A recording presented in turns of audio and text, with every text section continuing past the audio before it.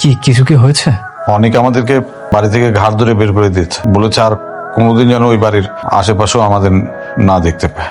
আরো কত অপমান করছে। বের করে দিছে মানে? উনি কি শান্তা আর আমার সম্পর্কে জেনে গেছে নাকি?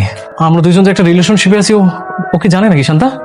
না, জানে না। আমি আর মা মিলে যে অনেকের বউকে বাচ্চা নষ্ট করার ওষুধ দিয়েছিল, এই জন্য আমাদের বের করে দিয়েছে।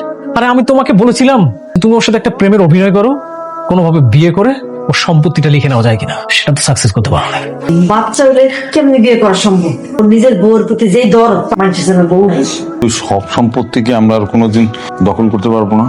এটা অনেক বছরের প্ল্যান আঙ্কেল। আমি ওর সব কিছু কেড়ে নিব, কোটিপতি থেকে ওকে রাস্তার ফকির বানিয়ে ছাড়বো। শান্তার সাথে তোর বিয়ে হওয়ার কোনো পথই নাই। আমি বুঝে গেছি আপনাদেরকে দিয়ে কিছু হবে না, যা করার আমাকেই করতে হবে। Game must be go on.